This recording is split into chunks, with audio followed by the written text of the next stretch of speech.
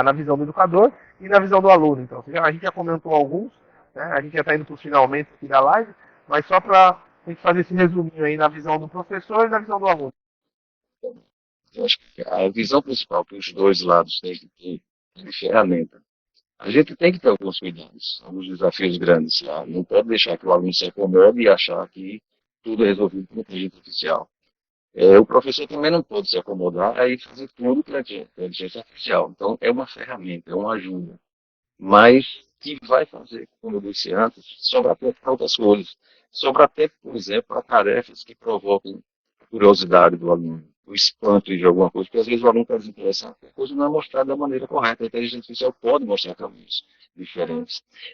Buscar criatividade, pesquisa. De repente, coloca uma turma para trabalhar um determinado tema, eles pesquisam na inteligência artificial e vão analisar se aquilo está correto, se não está, qual é o ponto de vista dele. Ou seja, eles vão ter que também ter a questão de argumentação para conversar, eles vão ter que é, trabalhar a sua comunicação, a sua capacidade de observação, o trabalho colaborativo também. Então, se a gente for olhar tudo isso que eu falei aqui, mais ou menos, dentro, há muita coisa dentro das 10 competências da Base Nacional Curricular, que é aquela que diz que quais são os direitos de aprendizagem do aluno.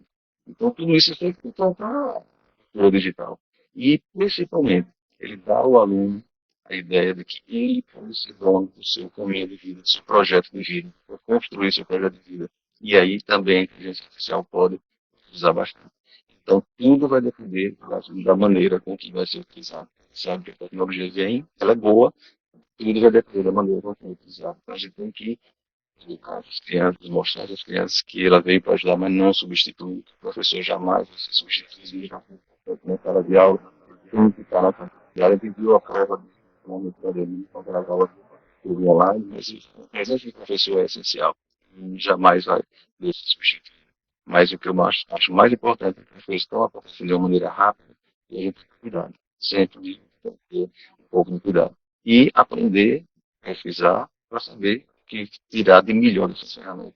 Muito bacana.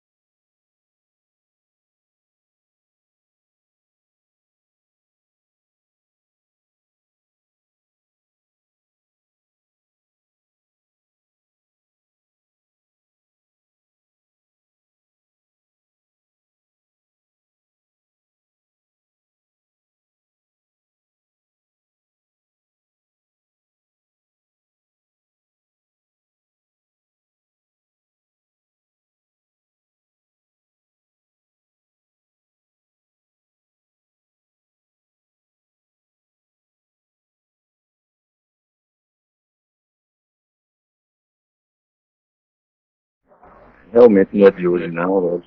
Eu pretendo de 90 para cá, uma vivência de agricultura. Mas pode buscar a tendência artificial ou da ideia de inteligência artificial muito longe.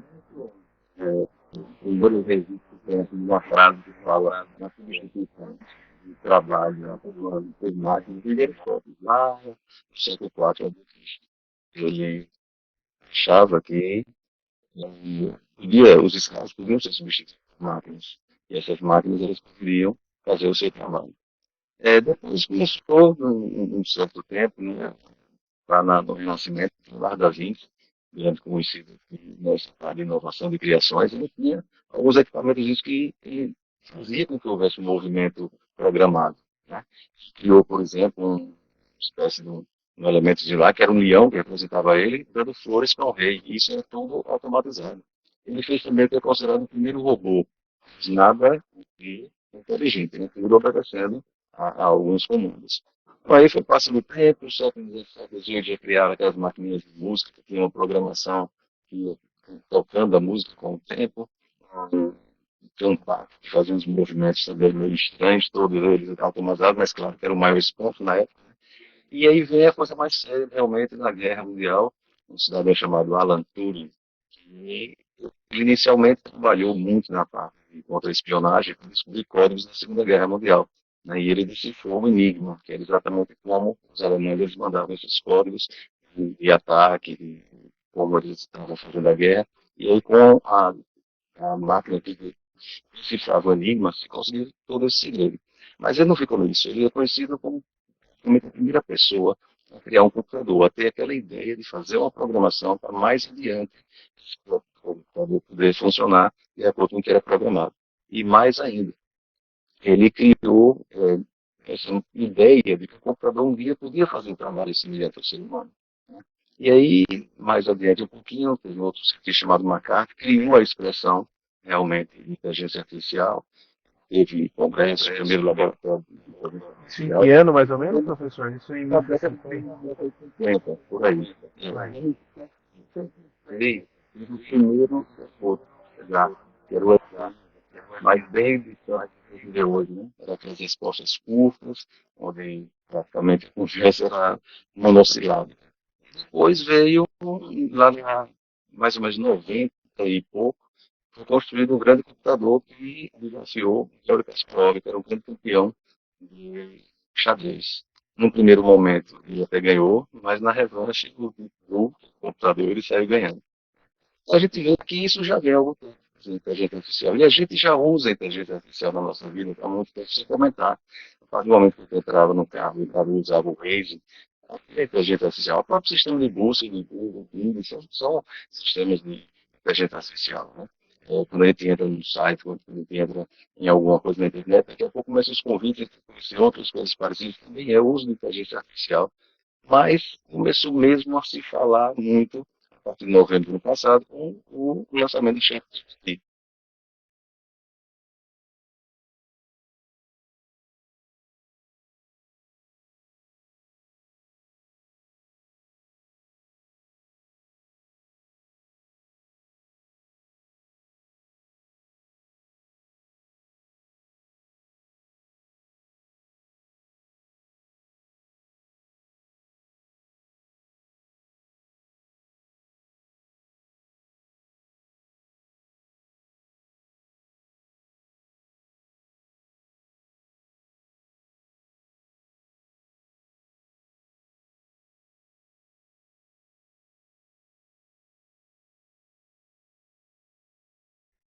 Inclusive, o professor fez um material, né, uma pesquisa, vem fazendo apresentações sobre esse tema, que é as aplicações da IA. Né? Então, hoje, você divide hoje em 4 áreas ali, né, de aplicação, né, que é o aprendizado personalizado, tutoriais e assistentes virtuais, análise de dados educacionais e experiências de aprendizado interativas. Então, se divide em 4 áreas. Eu gostaria que você realmente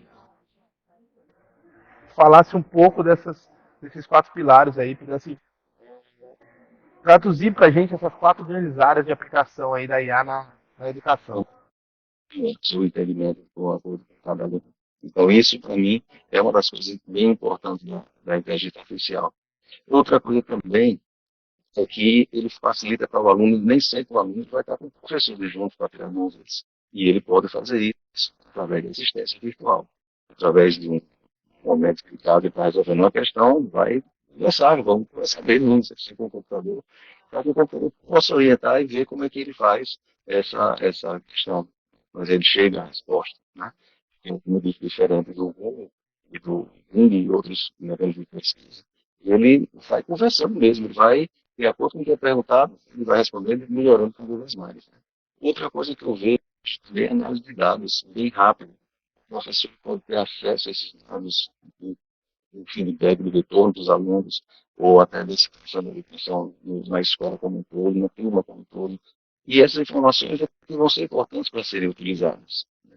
E também eu vejo, que a gente fala muito do metaverso, a possibilidade de uma educação meio que imersiva.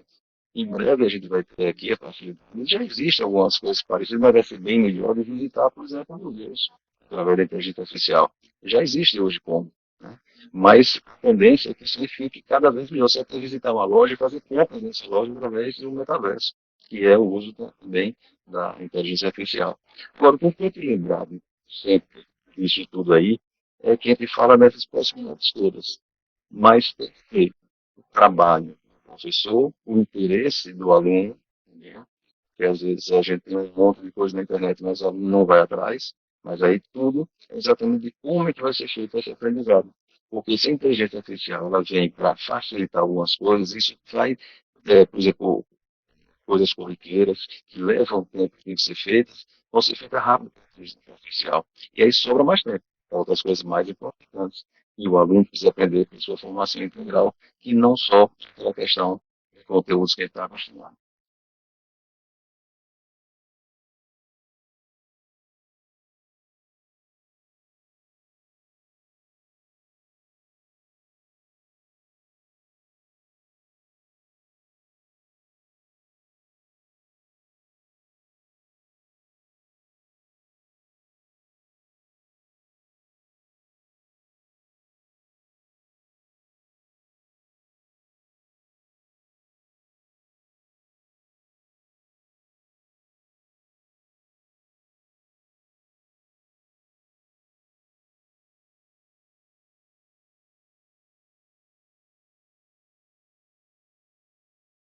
É na visão do educador e na visão do aluno. Então, a gente já comentou alguns, né? A gente já está indo para os finalmente aqui da live, mas só para a gente fazer esse resuminho aí na visão do professor e na visão do aluno.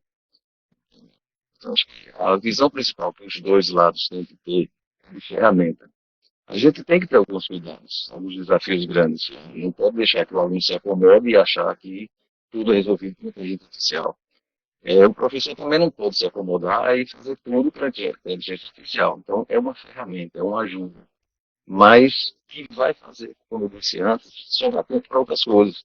Sobrar tempo, por exemplo, para tarefas que provoquem curiosidade do aluno, o espanto de alguma coisa, porque às vezes o aluno tem desinteresse, a coisa não é mostrada da maneira correta. A inteligência artificial pode mostrar caminhos diferentes.